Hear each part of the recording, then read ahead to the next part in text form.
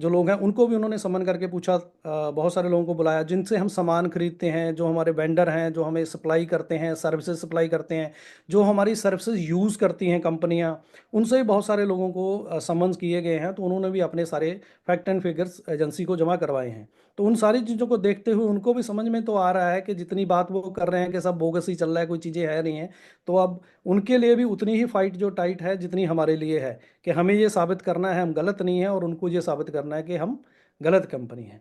तो यहाँ मैं आप लोगों की नॉलेज के लिए फिर से मैं ये बात बोल दूं कि हर चीज़ के दो पहलू होते हैं। जैसे मैं हमेशा आपको बोला है कि गिलास के अंदर आधा पानी हमने रख दिया, तो आपका पर्सपेक्टिव है कि आप उसके बारे में क्या बोलना चाहते हैं,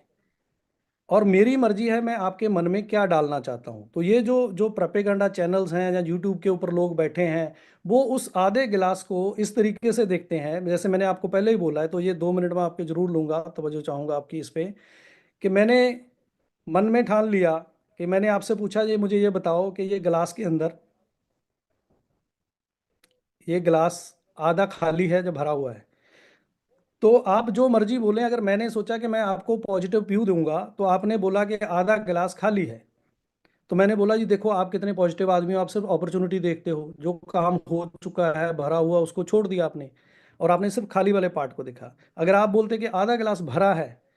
तो मैं बोलता देखो जी आप कितने पॉजिटिव आदमी हो, आप देखो जो है उसके शुक्राने वाली बात करते हो, जो नहीं है उस पर फोकस ही नहीं करते हो। तो मेरा कहने का मतलब है ये जो कंटेंट क्रिएटर्स होते हैं या जो डेटा के ऊपर काम करने, इस तरह के शब्दों के ऊपर काम करने वाले लोग होते हैं, इनका मकसद एक ही है कि किस तरीके से हमारी कम्युनिटी, ये यूट्यूब सब्सक्रिप्शन, और ये क्योंकि ये भी एक रेवेन्यू है और इसी के ऊपर वो काम चल रहा है सारे का सारा। तो आप इन सारी चीज़ों के, आपको अगर राय चाहिए, इनकी राय छोड़ के अगर आपको राय चाहिए, तो जैसे हमने पहले आपको बताया था, जब पार्टिकल खरीदने पहले से भी आपको बोला गया था